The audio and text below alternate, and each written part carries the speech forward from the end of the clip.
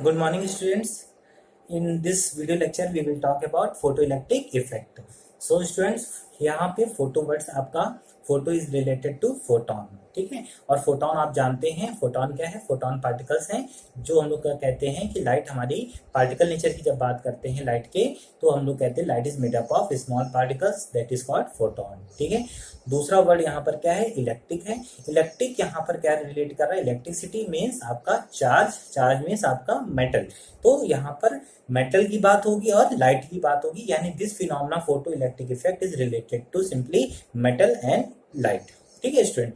तो यहाँ पर इसमें होता क्या है, यहाँ पर हम लोग करते हैं कि अगर हम किसी मेटेलिक सरफेस पर किसी पर्टिकुलर फ्रीक्वेंसी की लाइट को इंसिडेंट कराते हैं, तो इलेक्ट्रॉन जो मेटल्स के अंदर फ्री इलेक्ट्रॉन्स होते हैं, आपको पता है ऑलरेडी, तो हम लोग डिस्कस कर चुके हैं इलेक्ट्रिक चैप्टर में। तो वो फ्री इलेक्ट्रॉन्स क्या करते हैं? एनर्जी को गेन करते हैं फोटोन से, और फोटोन वेनिश हो जाता है, और इलेक्ट्रॉन गेन एनर्जी करने के बाद मेटेलिक सरफेस से बाहर आ जाते हैं।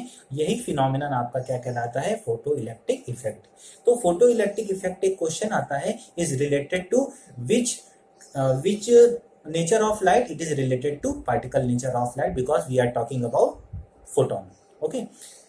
तो यहाँ पर सिंपल आपका है, इसकी डेफिनेशन समझ लेते हैं। फोटो इलेक्ट्रिक इफेक्ट की डेफिनेशन क्या बनेगी? फोटो इलेक्ट्रिक इफेक्ट की डेफिनेशन आपकी है, photo electric it is the emission of, it is the emission of, it is the process of emission, it is the process of emission of free electron from the metallic surface. It is the process of emission of free electron from the metallic surface when the light of a particular frequency is incident on the metallic surface. When light of particular frequency is incident on the metallic surface. यहाँ पर particular word क्यों important है student? क्योंकि आप यहाँ पर ये नहीं लिख सकते हैं कि कोई भी फ्रीक्वेंसी के लिए, किसी भी फ्रीक्वेंसी की लाइट के लिए ये पॉसिबल नहीं है। आपको एक मिनिमम फ्रीक्वेंसी की रिक्वायरमेंट होगी कि अगर आप जो लाइट इंसिडेंट कर रहे हैं, उस लाइट की फ्रीक्वेंसी जो है उस पर्टिकुलर मेटल के लिए एक मिनिमम फ्रीक्वेंसी के इक्वल या उससे ज्यादा ही होनी चाहिए। अदरवाइज आपका इलेक्ट्रॉन जो है वो निकल के सरफेस के बाहर नहीं आ पाएगा। यानी वो जो आपके फोटोन आ रहे हैं, इंसिडेंट हो रहे हैं, उनके पास उतनी एनर्जी नहीं है कि वो उसको इलेक्ट्रॉन को इतनी मिनिमम एनर्जी प्रोवाइड कर सके जिससे वो निकल के सरफेस के बाहर आ पाए, ठीक है। तो यहाँ पर एक इंपॉर्टेंट टर्म है, वो है थ्रेशोल्ड फ्रीक्वेंसी या कट ऑफ फ्रीक्वेंसी। तो क्या होता है थ्रेशोल्ड फ्रीक्वेंसी या cut off frequency? It is the minimum frequency student. क्या? मिनिमम फ्रीक्वेंसी, इतनी कम से कम फ्रीक्वेंसी होनी ही चाहिए। So it is the minimum frequency required for the metal to emit the electron from its surface is called threshold frequency for that particular metal. तो अलग अलग metal के लिए आपकी थ्रेशोल्ड फ्रीक्वेंसी की वैल्यू भी क्या होती है? अलग अलग होती है, ठीक है। दूसरा यहाँ पर स्टूडेंट्स क्या है, वो है आपका वर्क फंक्शन, ठीक है। तो वैसे भी आपको पता है फ्रीक्वेंसी की यूनिट आपकी क्या होती है? हर्ट्ज या सेकेंड इनवर्स। दूसरा आपका है वर्क फंक्शन। तो वर्क फंक्शन क्या होता है? It is the minimum amount of energy required, मतलब कम से कम इलेक्ट्रॉन को कितनी एनर्जी चाहिए होगी सरफेस के कहाँ आने के लिए, बाहर आने के लिए। तो ये सारी बातें हम लोगों ने करी हैं, इसमें पीडीएफ में, ऑडियो में करी हैं, एक बार उसको भी आप देख लीजिए।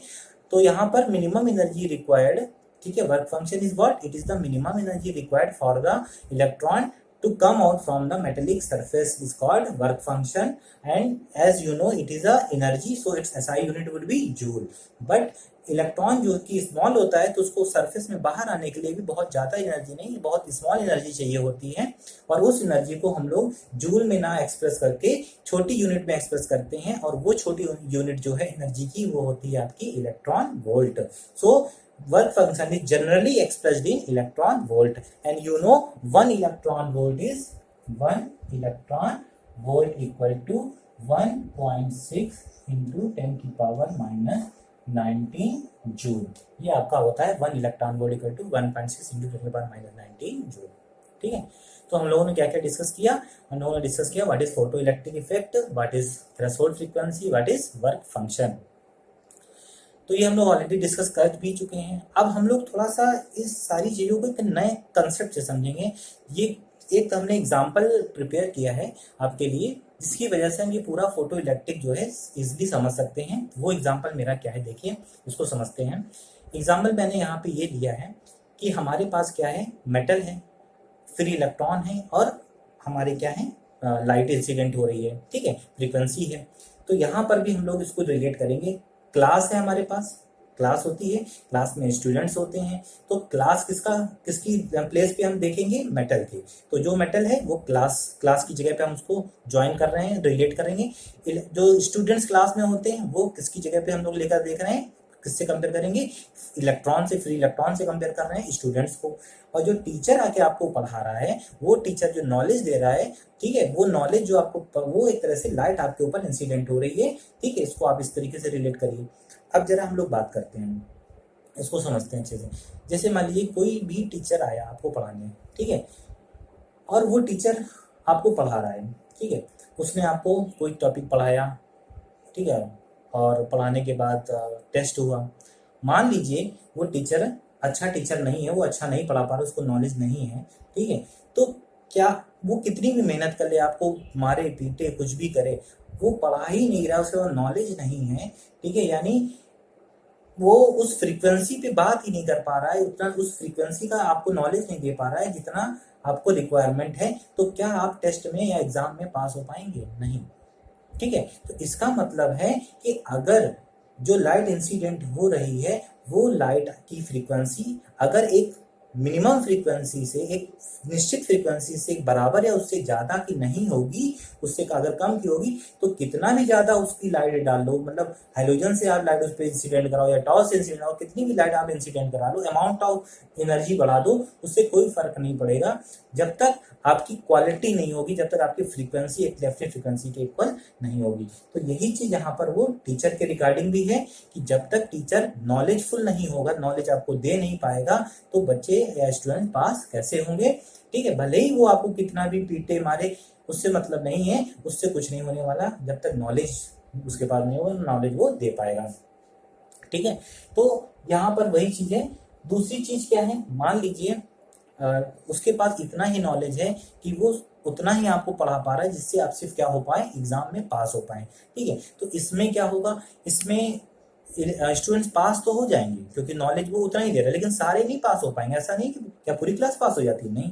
तो कुछ स्टूडेंट्स पास हो पाएंगे और कुछ स्टूडेंट्स आपके क्या हो जाएंगे, कुछ फेल भी होंगे, ऐसा भी। लेकिन जो पास होंगे, क्या वो अच्छे मार्क्स ला पाएंगे? नहीं, वो जस्ट क्या होंगे, पास। क्यों? क्योंकि टीचर ने तो उतना नॉलेज दिया ही नहीं है कि आप उससे ज्यादा मार्क्स अचीव कर पाए। उसने तो उतना ही आपको नॉलेज दिया है जिससे आप सिर्फ क्या हो पाए, पास हो पाए, ठीक है। तो यही सेम यहाँ पर भी है। अगर आप उस ऐसी लाइट को इंसिडेंट करा रहे जिसकी फ्रीक्वेंसी जो है कट ऑफ फ्रीक्वेंसी के बराबर है, मतलब आप ऐसी लाइट इंसिडेंट करा रहे हैं जिसके फोटॉन्स के पास इतनी एनर्जी है कि वो इलेक्ट्रॉन को सिर्फ वो एनर्जी दे पाए कि इलेक्ट्रॉन निकल के बाहर आ पाए, ठीक है। तो इलेक्ट्रॉन से क्या हो जाएगा, सरफेस से निकल के बाहर आ जाएगा, उसके पास किसी भी तरह की और एक्स्ट्रा एनर्जी बचेगी नहीं, यानी वो निकल के बाहर आके रेस्ट पे बस हो जाएगा, एयर में आ जाएगा, ठीक है। तो यहाँ पर ये कंडीशन हम डिस्कस कर रहे थे इसकी, एच न्यू नॉट की। आपको पता है एच न्यू नॉट, एच आपका क्या होता है, प्लांक कांस्टेंट, न्यू नॉट आपकी क्या है, threshold frequency. We represent the threshold frequency to nu naught, ठीक है।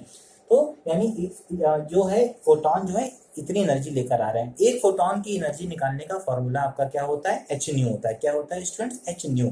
ये इंपॉर्टेंट है, इसको ध्यान रखिएगा। To find the energy of one photon is formula is h nu. जैसे मान लीजिए आप किसी फ्रीक्वेंसी की लाइट को इंसिडेंट कर रहे हैं, न्यू फ्रीक्वेंसी की लाइट को आप क्या कर रहे हैं, इंसिडेंट कर रहे हैं। तो उस लाइट में कितने फोटोन होंगे, बहुत सारे फोटोन होंगे, इस पे न्यूमेरिकल भी है कैलकुलेट करने के लिए, ठीक है। तो बहुत सारे फोटोन होंगे आपके, हर एक फोटोन की फ्रीक्वेंसी क्या होगी, सेम है, क्योंकि आप एक ही फ्रीक्वेंसी की लाइट इंसिडेंट करा रहे हैं। मल्टीपल फ्रीक्वेंसी की लाइट यहाँ इंसिडेंट नहीं कराई जाती, एक सिंगल फ्रीक्वेंसी की लाइट क्या होती है, इंसिडेंट कराई जाती है। तो अगर आप न्यू फ्रीक्वेंसी की लाइट इंसिडेंट करा रहे हैं तो इसका मतलब सिंपल है, जितने भी उसमें फोटॉन्स हैं सारे फोटॉन्स की फ्रीक्वेंसी क्या है, न्यू है। और हर एक फोटॉन की एनर्जी भी क्या होगी, एच न्यू होगी। सबकी अलग अलग नहीं होगी, सबकी क्या होगी, सेम एनर्जी, यानी वो एच न्यू एनर्जी लेकर आ रहे हैं। अगर ये एच न्यू एनर्जी फोटॉन की मिनिमम एनर्जी जो रिक्वायरमेंट होती है, जो कि होती है H new not work function, अगर इससे कम है तो फोटोन कम एनर्जी लेकर आ रहे हैं, मतलब टीचर कम नॉलेज दे रहा है स्टूडेंट को, तो क्या स्टूडेंट्स पास हो पाएंगे, क्या इलेक्ट्रॉन सरफेस के बाहर आ पाएंगे, नहीं। तो वैसे ही सेम यहाँ पर भी है, इलेक्ट्रॉन बाहर नहीं आएंगे, स्टूडेंट पास नहीं हो पाएंगे। हाँ, अगर टीचर एच न्यू नॉट के उतना ही आपको नॉलेज दे रहा है जिससे आप सिर्फ क्या हो पाए, पढ़ के पास हो पाए, तो आप क्या होंगे, सिर्फ पास हो पाएंगे, यानी आपके अच्छे मार्क्स नहीं आएंगे। मतलब क्या है, इलेक्ट्रॉन सरफेस के से निकल के सिर्फ बाहर आ पाएंगे और उसके बाद आगे मूव नहीं कर पाएंगे, यानी उनके पास किसी भी तरह की काइनेटिक एनर्जी नहीं होगी। सिंपल सी बात है। अब एक ऐसा टीचर आपको पढ़ा रहा है जो अच्छा पढ़ा है, जिसका नॉलेज है, और वो आपको क्या कर रहा है कि वो आपको नॉलेज ज्यादा दे रहा है, यानी आप अच्छे मार्क्स उसके लेक्चर को अटेंड करके आप अच्छे मार्क्स क्या कर सकते हैं, गेन कर सकते हैं। तो यहाँ पर डेफिनेटली कुछ ऐसे स्टूडेंट जरूर होंगे जो अच्छे मार्क्स अचीव करेंगे, यानी अब वो उतना नॉलेज प्रोवाइड कर रहा है, यानी कुछ इलेक्ट्रॉन ऐसे जरूर होंगे जो बाहर भी आएंगे और बाहर आने के साथ साथ अच्छे उनके पास काइनेटिक एनर्जी भी होगी, यानी वो कुछ दूर आगे तक भी जा पाएंगे। तो ये इसलिए हमने क्लास का जो एग्जाम्पल बनाया है ताकि आपको इससे रिलेट करके इस चैप्टर को हमेशा के लिए कंसेप्चुअली समझने में क्या हो, आसानी हो, दोबारा आपको पढ़ने की कोई भी जरूरत ना हो। तो ये मेरा एक एग्जाम्पल था। अब हम लोग जरा इसमें बात कर लेते हैं हर्ट्ज एंड लेनार्ड एक्सपेरिमेंट की बात कर लेते हैं। तो वर्क फंक्शन मैंने आपको बता दिया। वर्क फंक्शन क्या होता है, it is the minimum energy required for the electron to come out from the metallic surface, ठीक है, when a light of particular frequency is incident on it is called work function। किससे denote करते हैं इसको, capital W से। Formula क्या हो गया इसका, एच न्यू नॉट, ठीक है। ये क्या है, एच न्यू आपको पता है 1 फोटोन की एनर्जी, और अगर photon H new not, new यहाँ पे न्यू नॉट इसलिए ले रहे हैं क्योंकि मिनिमम चाहिए, तो कम से कम फ्रीक्वेंसी तो न्यू नॉट होनी चाहिए। इससे कम की फ्रीक्वेंसी हुई तो जो एनर्जी फोटोन की होगी वो मिनिमम एनर्जी के इक्वल नहीं होगी। तो H new not he work function का क्या बन गया, फॉर्मूला। और अगर फ्रीक्वेंसी इससे ज्यादा है तो वो उसमें कुछ काइनेटिक एनर्जी का भी पार्ट होगा, यानी वो वर्क फंक्शन प्लस कुछ काइनेटिक एनर्जी भी होगी। तो वो हम बात करेंगे आइंस्टीन इक्वेशन में भी, उसको देखते हैं। चलिए, वर्क फंक्शन आपका हो गया, थ्रेशोल्ड फ्रीक्वेंसी हो गई, ठीक है। इंटेंसिटी की बात कर लेते हैं, इंटेंसिटी ऑफ लाइट की बात कर लेते हैं। क्या होती है इंटेंसिटी ऑफ लाइट, ठीक है। इंटेंसिटी ऑफ लाइट अगर आप उसमें डेफिनेशन टर्म में देखें तो क्या है, it is the energy, it is the light energy incident on a unit area in unit second. मतलब एक यूनिट एरिया में, मान लीजिए कोई सरफेस का एक यूनिट एरिया आपने ले लिया 1 मीटर स्क्वायर, उसमें एक सेकंड में कितनी एनर्जी क्या हो रही है, इंसिडेंट हो रही है, तो वो कहलाती है इंटेंसिटी ऑफ लाइट, ठीक है स्टूडेंट। अब यहाँ पर इसको हम दूसरे वे में समझते हैं।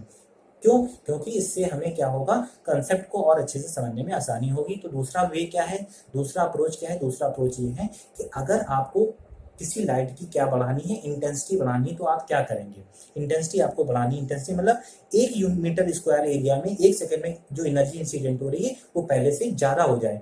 इसके लिए आप ज्यादा से ज्यादा लाइट उस पर क्या करेंगे, इंसिडेंट कराएंगे, ठीक है। तो फ्रीक्वेंसी थोड़ी चेंज करनी है, आप लाइट तो वही है, उसी लाइट की इंटेंसिटी बढ़ानी, यानी आप ज्यादा अमाउंट में आप वहां पर लाइट क्या करेंगे, इंसिडेंट करेंगे। तो ज्यादा अमाउंट में लाइट इंसिडेंट होगी, यानी उसमें ज्यादा नंबर ऑफ फोटॉन्स क्या होंगे, बढ़ गए। तो इसका मतलब क्या है, इनडायरेक्टली आप कह सकते हैं इंटेंसिटी को इंक्रीज करना है तो नंबर ऑफ फोटॉन जो इंसिडेंट हो रहे हैं वो ऑटोमेटिकली क्या कर दीजिए, इंक्रीज कर दीजिए, इंटेंसिटी बढ़ जाएगी। यानी intensity is related to number of photons incidenting on unit area in unit second. Okay, तो ये इंपॉर्टेंट पॉइंट ध्यान रखिएगा जो मैंने अभी समझाया आपको इंटेंसिटी के बारे में, ठीक है। इंटेंसिटी और फ्रीक्वेंसी दोनों डिफरेंट चीजें हैं। हाँ, अगर आप फ्रीक्वेंसी को बढ़ाते हैं तो क्या होगा, देखिए, अगर आप किसी लाइट की फ्रीक्वेंसी को बढ़ाते हैं तो डेफिनेट सी बात है वो लाइट भी चेंज हो जाएगी, ठीक है। फ्रीक्वेंसी चेंज हुई, लाइट अगर कलरफुल है तो कलर भी चेंज हो जाएगा, ठीक है। तो यहाँ पर फ्रीक्वेंसी बढ़ाने से आपको पता क्या होगा, नंबर ऑफ फोटॉन नहीं चेंज होंगे, यानी उस लाइट की इंटेंसिटी नहीं चेंज होगी। फोटॉन तो अभी भी उतने ही इंसिडेंट होंगे यूनिट एरिया यूनिट टाइम पे जितने पहले इंसिडेंट हो रहे थे। अब क्या होगा, जो फोटॉन पहले एनर्जी कैरी करके आ रहे थे अब उनकी एनर्जी पहले से बढ़ जाएगी, बस ये होगा। Energy carried by the photon would increase when we increase the frequency of incident light। तो इंटेंसिटी बढ़ाने से क्या होता है, नंबर ऑफ फोटॉन्स इंक्रीज होते हैं, एनर्जी वही रहती फोटॉन की जो पहले थी। फ्रीक्वेंसी बढ़ाने से नंबर्स वही फोटॉन के वही रहते हैं, बस आपकी एनर्जी जो फोटॉन लेकर आ रहे हैं वो बढ़ जाती है। तो दोनों ही इंपॉर्टेंट चीजें हैं, इन्हें आपको ध्यान रखना है, ठीक है। चलिए हर्ट्ज एंड लेनार्ड्स को जल्दी से डिस्कस कर लेते हैं। यहाँ पर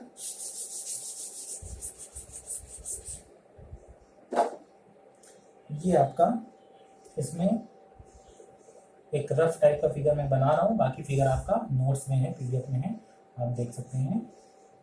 ये यहाँ पे गैल्वेनोमीटर, इसको मैंने सिंपली अभी कोई एक्सटर्नल, यहाँ पे आप देख रहे हैं मैंने कोई भी किसी तरीके का एक्सटर्नल सोर्स नहीं लगाया, बैटरी नहीं लगाई, ठीक है। तो इसको कहते हैं शॉर्ट सर्किट या जीरो वोल्टेज। पोटेंशियल कितना दिया, कुछ नहीं, यानी जीरो, ठीक है। अब यहाँ पर हम क्या करेंगे, एक प्लेट पर हर्ट्ज और नेलार्ड, ये पूरा सेटअप किसमें रहता है, वैक्यूम में रहता है, ठीक है। तो ये इन्होंने क्या किया, यहाँ पर एक प्लेट पर लाइट को क्या कराया, इंसिडेंट कराया, ये करा दिया, ठीक है। अब हम यहाँ पे इसको वन बाय वन समझते हैं। पहला केस क्या है, मान लीजिए ये जो लाइट इंसिडेंट हो रही है, ठीक है, इसकी फ्रीक्वेंसी जो है वो इस मेटल के लिए जो थ्रेशोल्ड फ्रीक्वेंसी होनी चाहिए उसके उससे कम है, तो क्या कोई इलेक्ट्रॉन बाहर निकल के आएगा। मतलब ये जो लाइट है, नॉलेज है, ये वो टीचर लाइट प्रोवाइड कर रहा है, वो उतना नॉलेज दे रहा है जिससे स्टूडेंट पास नहीं हो पाएंगे। तो पास नहीं हो पाएंगे तो ऑब्वियस सी बात है कोई भी इलेक्ट्रॉन भी यहाँ बाहर नहीं आएगा। अब हम बात करते हैं, दूसरा टीचर लाना है, उस टीचर की, वो टीचर आया तो वो टीचर आपको उतना नॉलेज दे पा रहा है जिससे आपसे क्या हो पाए, पास हो पाए। तो अब उसने लाइट आपको दी, आपने लाइट क्या करी, कुछ स्टूडेंट ने क्या की, उसको एब्जॉर्ब किया, उस एनर्जी को, उस नॉलेज को, और निकल के कहाँ गए, बाहर आ गए, नहीं पास हो गए वो, ठीक है। तो हमें क्या चाहिए, हमें चाहिए कि अच्छे मार्क्स भी लाना है, यानी हमने उसको चेंज किया, तीसरा टीचर आया जिसके बाद नॉलेज थी, अच्छी नॉलेज थी, तो उसने क्या किया, उसकी अब जो लाइट हम इंसिडेंट कराएंगे उसकी जो फ्रीक्वेंसी है न्यू, वो हमारी ग्रेटर है किससे, न्यू नॉट से, यानी थ्रेशोल्ड फ्रीक्वेंसी से ज्यादा, यानी वो अब ज्यादा नॉलेज है उसके पास, तो वो नॉलेज दे रहा है। तो कुछ स्टूडेंट्स ऑब्वियस सी बात है उस नॉलेज को क्या करेंगे, रिसीव करेंगे और अच्छे मार्क्स लेकर आएंगे, पास तो होंगे और अच्छे मार्क्स भी लेकर आएंगे। कुछ स्टूडेंट पास भी हो पाएंगे जो थोड़ा मीडियम के हैं, कुछ जो है मीडियम जो बहुत ही वीक है वो क्या होंगे, पास नहीं हो पाएंगे। तो हर तरह के रिजल्ट्स आते हैं, आपको पता है, ऐसा नहीं कि सभी जो है बहुत अच्छे मार्क्स ले आए, कुछ अच्छे मार्क्स लाएंगे, कुछ मीडियम लाएंगे, कुछ सिर्फ पास होंगे, कुछ और आपके क्या होंगे, नहीं पास हो पाएंगे, फेल हो जाएंगे। तो ये भी इस केस में भी वैसा ही होता है।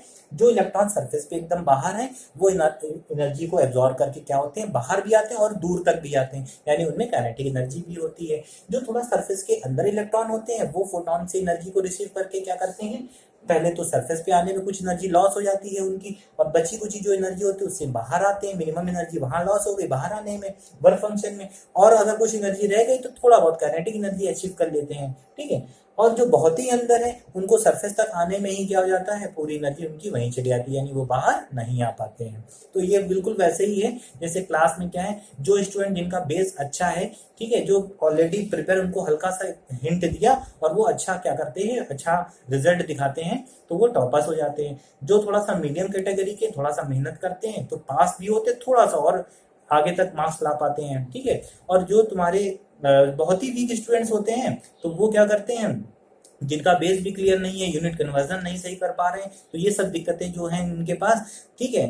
तो वो क्या करते हैं, वो उनको वो कोशिश तो करते हैं लेकिन वो क्या हो जाते हैं, बाउंड्री पर ही रुक जाते हैं, और वहां पर ये सब चीजें जो इनकी हैं, प्रॉब्लम्स, ये जो है क्या करती हैं, उस नॉलेज को लेने के बाद भी, एब्जॉर्ब करने के बाद भी वो उसको यूज नहीं कर पाते हैं, तो वहीं तक रह जाते हैं। तो यही यहाँ पर भी होता है, जो अंदर पॉजिटिव आयन प्रेजेंट है, तो जो सबसे डीप अंदर इनर मोस्ट इलेक्ट्रॉन है वो नॉलेज को एब्जॉर्ब करने के बाद सरफेस तक आते आते ही इतना कोलिजन, इतना उनसे आयन से कोलिजन होता है कि वो उनकी एनर्जी वहीं पर ही क्या हो जाती है, वेस्ट हो जाती है, और वो सरफेस के बाहर नहीं आ पाते हैं। तो अलग अलग डिफरेंट काइनेटिक एनर्जी के इलेक्ट्रॉन आपको यहाँ पर अचीव होते हैं, ठीक है। ऐसा नहीं है सभी की काइनेटिक एनर्जी सेम है, जैसे कि सभी के मार्क्स सेम नहीं हो सकते हैं, ठीक है। अब यहाँ पर हमने क्या किया, देखिए यहाँ पर हमने क्या किया, इस केस को अब समझना है हमें, जब हम new is greater than new not, अगर हम दोनों साइड एच से मल्टी कर दें तो ये हो जाएगा H new greater than H new not, क्या हो जाएगा, H new greater than H new not. और यहाँ पर आप देख रहे हैं एच न्यू नॉट क्या होता है, मिनिमम एनर्जी यानी वर्क फंक्शन, और ये क्या है, ये वो एनर्जी है जो फोटोन क्या कर रहा है, लेकर आ रहा है, उसकी एनर्जी है, ठीक है। तो ये इसको हम ई लिख सकते हैं, energy of the photon is greater than work function. अब हम ऐसे लाइट को इंसिडेंट करा रहे हैं जिसपे एनर्जी जो है वर्क फंक्शन से ज्यादा है। ऑब्वियस सी बात है, इलेक्ट्रॉन जो बाहर आएंगे उनमें काइनेटिक एनर्जी भी होगी, यानी कुछ इलेक्ट्रॉन यहाँ जरूर पहुंचेंगे, ठीक है। और ये जहां जैसे यहाँ पर पहुंचेंगे, इनको एक रास्ता मिल रहा है वापस यहाँ पर जाने का। अब यहाँ पर वो क्यों जाएंगे, क्योंकि यहाँ पर इलेक्ट्रॉनों की क्या हो गई, डेफिशिएंसी, इलेक्ट्रॉन निकल के बाहर आ गए, तो पॉजिटिवली चार्ज एक तरह से यहाँ पे थोड़ा सा आ जाएगा, और उस पॉजिटिवली चार्ज की वजह से ये यहाँ पर क्या हो जाएंगे, अट्रैक्ट होकर फिर से वहां पर जाने की क्या करेंगे, कोशिश करेंगे, ठीक है। तो इससे क्या होगी, चार्ज का मोशन हो गया, और इस सर्किट में क्या होगी, करंट, और गैल्वेनोमीटर में यहाँ पर क्या होगा, डिफ्लेक्शन प्रोड्यूस हो जाएगा, और जिससे कि हम कहेंगे इसमें क्या फ्लो हो रही है, फोटो करंट फ्लो हो रही है, ठीक है।